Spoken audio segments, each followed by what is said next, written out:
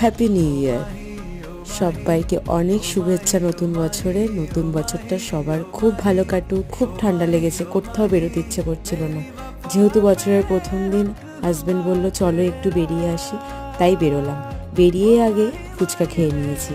আর আজকে হাজব্যান্ড বলল চলো কালীবাড়ির পৌষ মেলায় যাই। যারা এখানে থাকো তারা জানো, আর অনেকেই জানো কালীবাড়িতে পৌষ মেলা হয় শ্যামনগরে।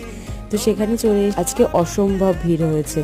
অনেক কষ্টে মেলার ভেতরে পৌঁছলাম। তারপরে এক প্লেট পাপড়ি চাট নিলাম, দুজনে মিলে পাপড়ি চাটটা খেলাম। হাজব্যান্ড পাপড়ি চাট খেতে ভীষণ ভালোবাসে, কিন্তু এখানে পাপড়ি চাটটা অতটা ভালো লাগেনি। তো মেলার অ্যাম্বিয়েন্সটা দারুণ ছিল। আর মেলা ঘুরতে কার না ভালো লাগে। মেলায় এসছি, পাঁপড় ভাজা খাবো না তা কি কখনো হয়?